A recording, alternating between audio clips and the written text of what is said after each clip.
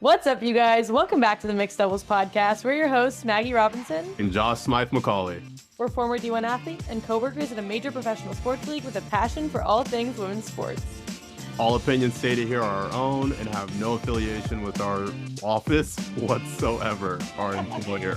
I say it all the time, and it's still something that I mess up. So yeah, there's zero affiliation with them. You get it. Anyways, on to more pressing issues. Maggie, give us our update of the week. Triathlon training, like you're running this triathlon in July. Yeah, we're 2 weeks out, dude. We're 2 weeks out. It's July 14th. So I was like, all right, I guess I need to rip the minute off and try to do all three sports at once. Like, let's swim, bike, and run. And so in classic me form, you guys, I don't have a gym membership. I don't have like an Equinox or anything. So I've been swimming either at rec centers or at New York City public high schools. So shout out to Stuyvesant High School in Battery Park City. They have a great pool. So Stuyvesant High School is where I swam, biked, and run on Sunday. I literally did a triathlon in this high school gym. It was hilarious to me.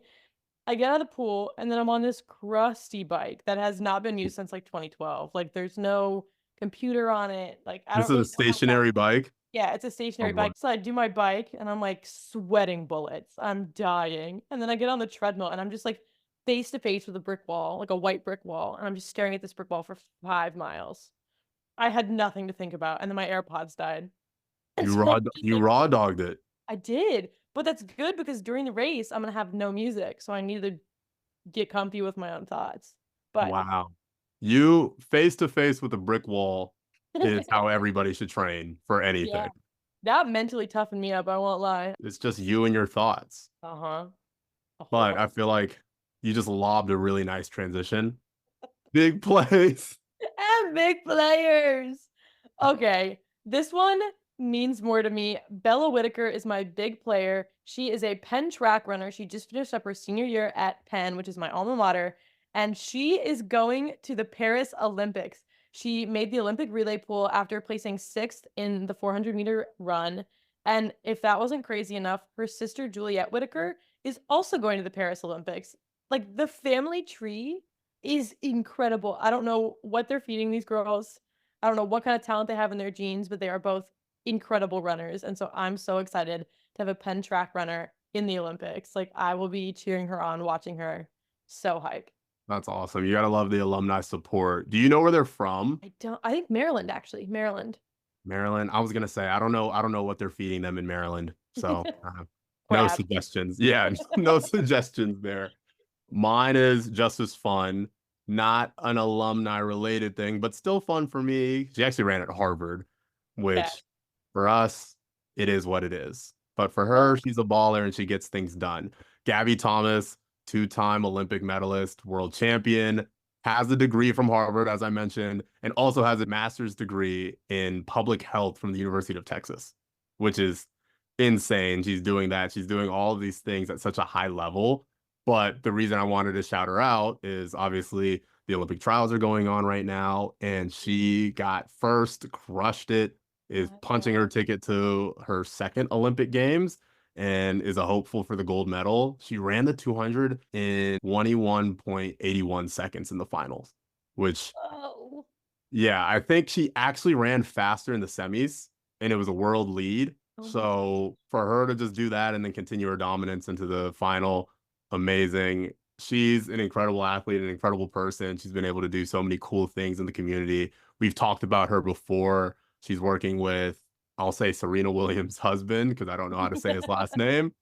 But, they're two people that are investing back into women's sports and investing into the community and what she does with public health. So wanted to give her a big shout out. That's awesome. That's because she's a Hookham grad. It's all because she went to UT, guys. That's all. Only because she went to UT.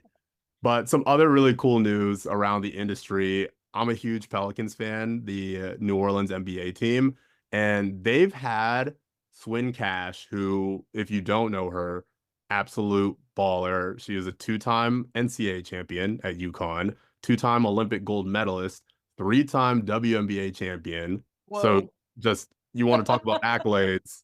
She had them. Had a great career. She was on ESPN for a bit, did some commentary, and then was announced, I think in 2019, as the Pelicans vice president of basketball operations. Wow. And more recently, as of last week, was promoted to senior vice president of basketball operations for the Pelicans. And the reason why this is so monumental and so special is because this promotion makes her one of the highest ranking women in NBA front office. So Amazing. you love to see that. What hasn't she done? That's what I'm saying. That's And what I'm saying. she's gonna continue to do more. Yeah, I think next step is president of the team. So I wouldn't be surprised if Swin Wow. Caps was running the Pelicans soon. And hopefully she does so we can win a championship or something. Like, that's just me, a disgruntled fan. Turn So this around. what Wait, about you? I know you have something for us. yeah, and some cool news. Jackie Taylor, the daughter of the late NFL legend Sean Taylor, is starting her college volleyball career at UNC, and she's going to be wearing Sean Taylor's number 21, which is really special. She talked about it. It's been retired by the Washington Commanders where he played, and she's just really like trying to do it service and do him this honor of wearing it and respecting his number and trying to live up to all the greatness that he had in his sport and as like a great man. So it's always really special when you see that family tree, especially with that kind of background that I mean he passed away at a young age. Like it's a tragic story, but to see her honoring him like that is just really special and heartwarming.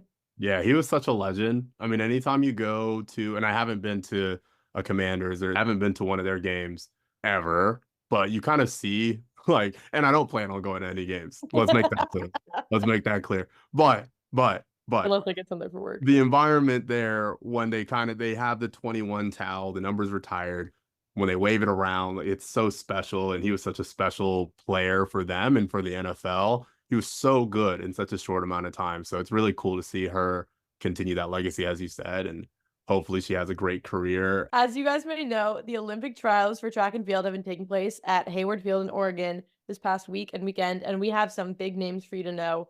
Starting off strong with Sha'Carri Richardson. She will make her Paris Olympics debut as the current fastest woman on earth. What a statement. That's such a cool title. Like, you know how cool that would be if I could be like, oh yeah, Josh Smythe, fastest man alive. It's like I'm like the Flash. Yeah, that's like every kid's dream. Like in lower school was like you were cool if you were fast. Oh yeah, Are yeah. you kidding? And now Track and she's field there. living that in real life. She's been that, and she's owning it too. Like, She is owning it. she goes out there, she puts on a show. You know who she is when she's out. She's not shy. No. And I love it. She's being her authentic self and she's not afraid to show it. But she posted a time of 10 seconds, 71 milliseconds in the finals, sixth all time for the 100. She ran a 100 in 10 seconds. I can't even conceptualize how fast that is. Oh, it was I will funny. never come close. She'll be a lot of fun to watch in the Olympics. She'll be running the 100, and she'll be on the 4x1 team that should bring home the gold. Oh man, I That'll be love a really relay exciting. team. I Yeah, love a relay team. that'll be really exciting. Another really good name is Tara Davis Woodall. She won the long jump, 7 meters, which is, if you don't know, like I don't, is 23 feet. 23 feet is a lot of feet to jump. It's a lot of feet to jump. But I think the coolest thing about this is that, and people have been calling it a family affair, she's going to with her husband, Hunter Woodall, who he runs the 400 meter in the Paralympics. So he's a Paralympic runner. He's phenomenal too, but they're a power couple. They got married 2 years ago. They've been going strong, but they've been together for a while, and they're honestly just a beautiful couple. So super exciting for her. Super excited to see her continue her greatness and just get another Olympics under her belt with her hubby. Like, good vacation in Paris. Oh my god. I also watched a slow-mo video of her doing her 23-foot jump. She's like parallel to the ground, arms and legs like making one line, folded over each other, pulled up like a noodle, and then somehow lands 23 feet in a pit of sand. Yeah. Yeah. It's like you're a flying squirrel for a second. That's a crazy sport. I have so much respect for them, but I just who thought of who was like, now launch yourself into a pit of sand. I'll tell you, long jump itself, I can fathom. Triple jump, whoever thought of that? Like, Yeah. who's like, yeah, jump 3 times and then land. What are we doing? But like on a wood thing that has no give. Yeah, yeah. What are we doing? What are we doing? You just want to slam my knee into the ground. Anyways, I'm gonna break my body down. I digress. Another big name. She has been all over the place, and rightfully so. You've probably seen her on social media. Sydney McLaughlin-Lavroni won the 400-meter hurdles and set the world record, breaking her own previous world record for a time of 50 seconds, 65 milliseconds to go to her third Olympics. Yeah, it was crazy in real time. We didn't watch it, but I got the alert last night and it just was like, oh my God. I think we were talking about something else. And then I was just like, hold on, hold on, hold on. Sydney just broke the world record. And then saw the video and it's just ridiculous. Oh my God, she doesn't look phased, you guys. You should watch the video. She looks like she just went for like a casual little jog, not set a world record in the 400-meter hurdles, which I think is probably the hardest race. And I stand by that. The 400 meters is already hard. 400 meters plus hurdles. And guys, she's running it with like 14 strides in between each hurdle, which is unheard of. These are long strides. Like she's covering ground. Yeah, if you haven't seen the video, you should watch it. It's insane how much separation she gets from the rest of the pack. And these are also world-class athletes. She's been in a league of her own for a while. This is going to be her third Olympic Games. She went to her first one in 2016 in Rio. And so just to see her continued success, she was a prodigy in high school. She's living up to it and more. She's already a world record holder of multiple times. So yeah, ridiculous. I'll say another ridiculous feat.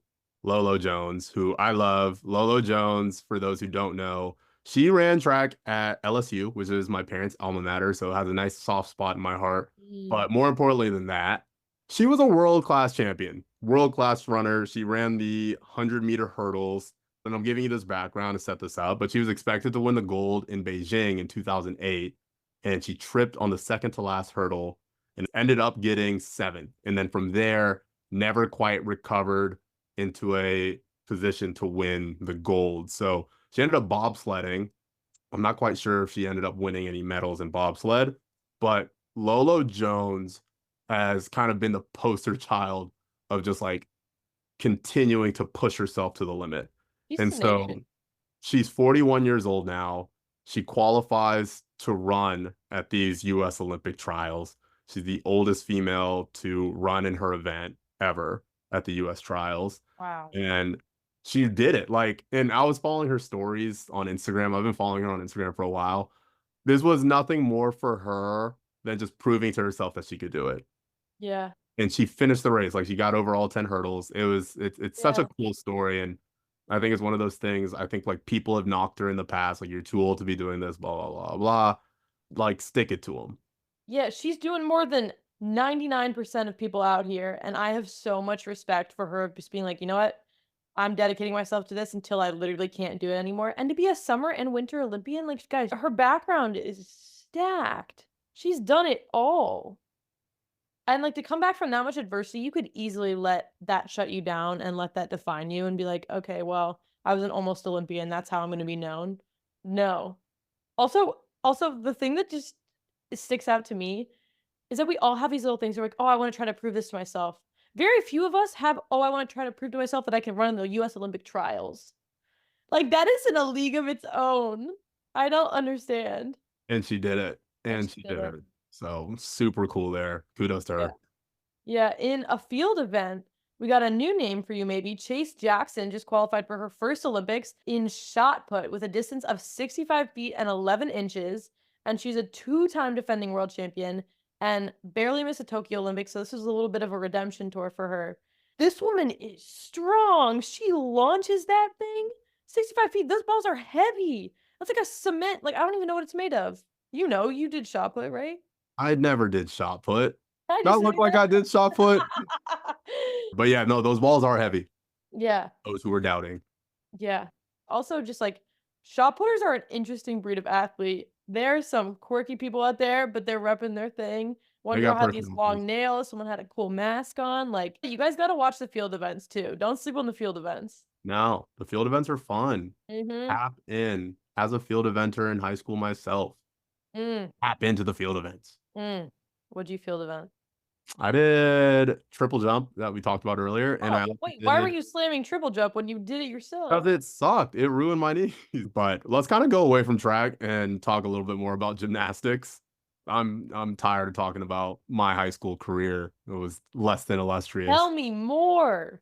but an illustrious career for the girls who made this year's U.S. Olympic team. They're stacked. This team, they've Mm. been, I think, this past weekend competing for a spot in the Olympics, and they finally finished their competition. And we finally have our team of five that'll be representing the red, white, and blue in Paris. But Mhm. obviously, the name that everyone knows, Simone Biles, she will Yep. be heading to her third Olympics at 27 years old. Oldest American woman since 1950. Wow. I watched her compete in her floor routine, which she opened to Taylor Swift. That the power that she has going into her jumps and her flips, unreal. So much packed inside such like a small frame. Guys, she is one to watch. It is so entertaining. It feels like you're watching a show, not like an athletic spectacle, like a show. She's just so good at what she does. She lives up to all the hype, and it's good to see her back here, hopefully in a better headspace than she was at the last Olympics where she had to like bow out. But she seems to be in peak form. Another really big name, Suni Lee. She has been a champion before. She won in Simone's absence last Olympics, won the gold medal for the all around. So she's making her second team, I believe, and Hmm. joined this team in Paris. It's a little bit of a comeback story for her too, because she was competing at Auburn in collegiate gymnastics and found out that she had kidney disease and had to pull away from the sport, stop training, stop practicing, kind of flew under the radar. I don't think really most people knew about this. It wasn't really public knowledge until recently.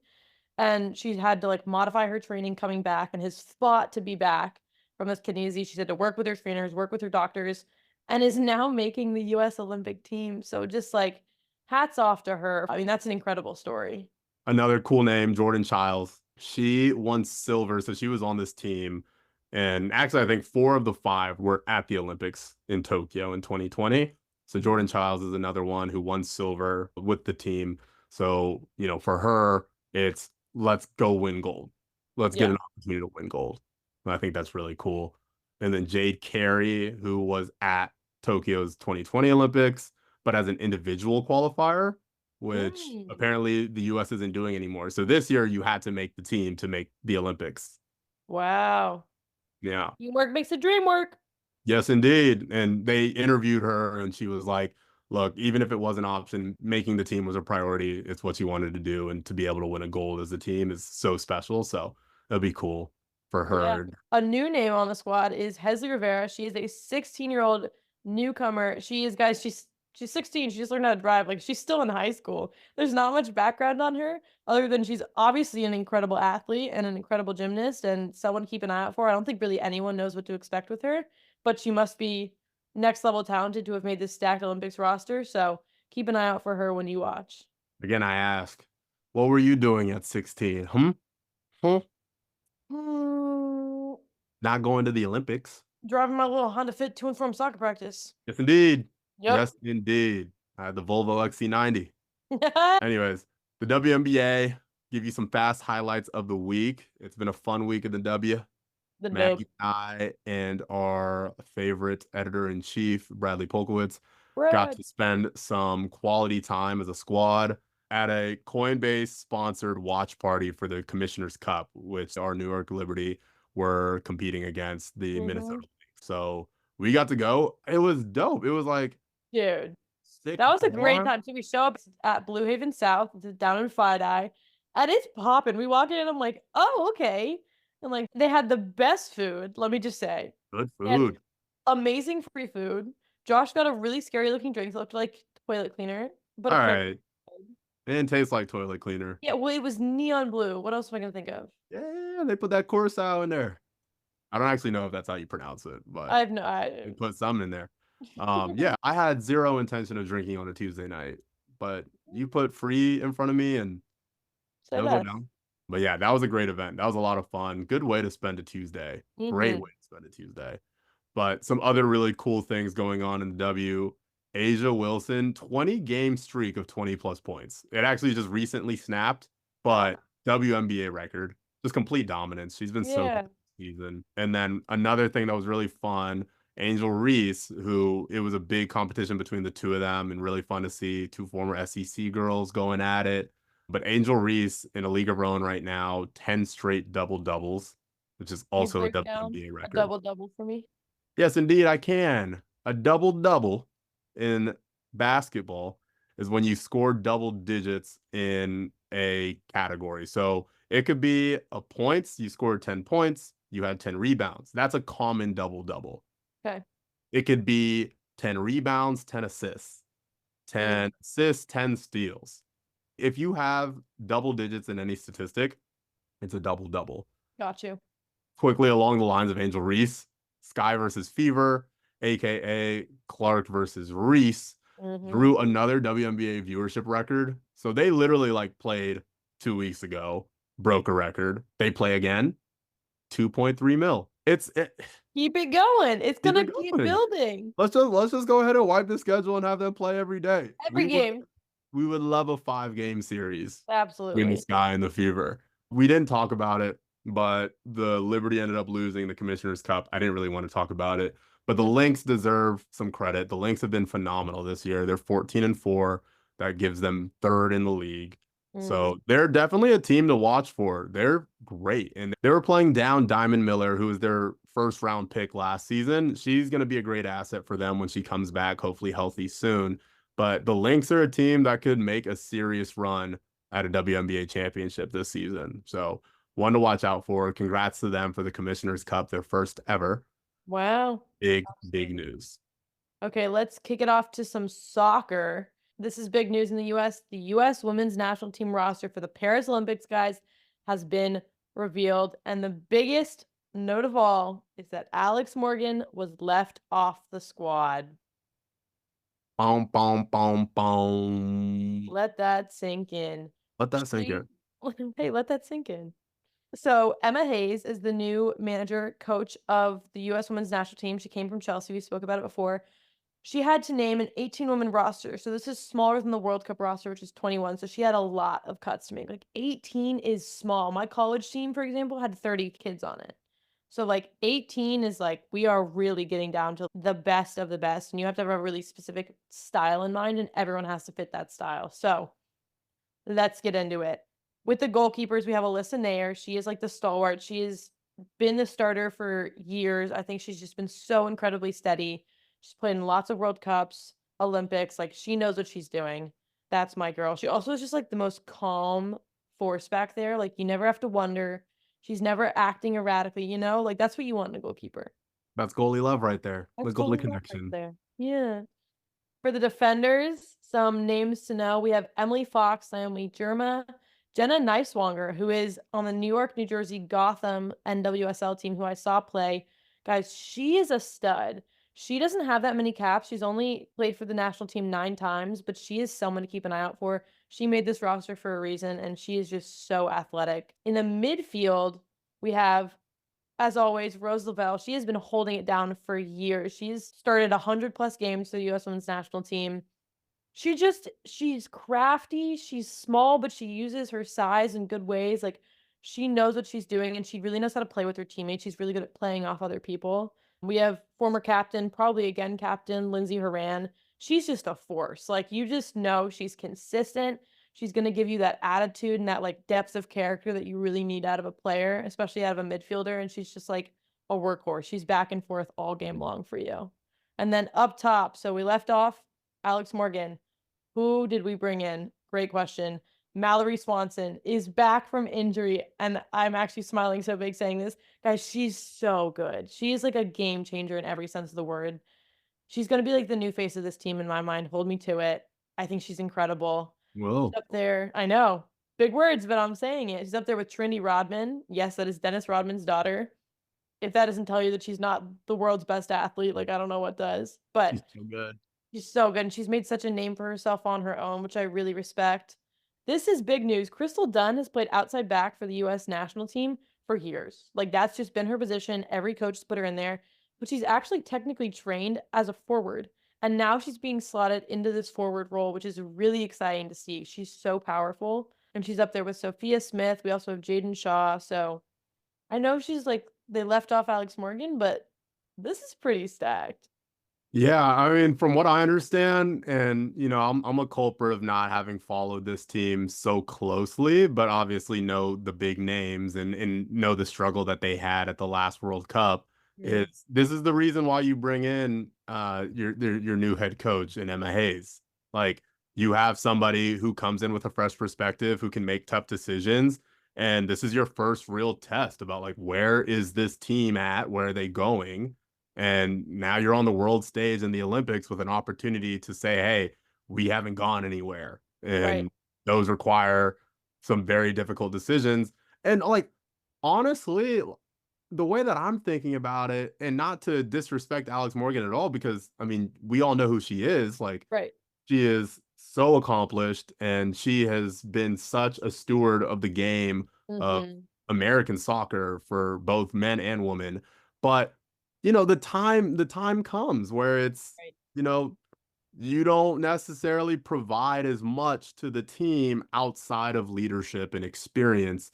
And you have these girls at forward that have been playing together and are just fantastic. And Hmm. so, like, I had read somewhere, like Sophia Smith and Mallory Swanson, when they play together, they're like So good. in sync. Like they're Yes. just tethered. Yes.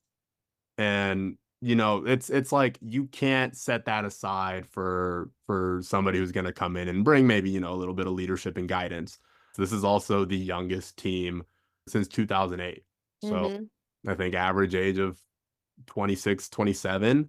Yeah. You've got some fresh faces, but at the same time this is going to be a roster that you build around.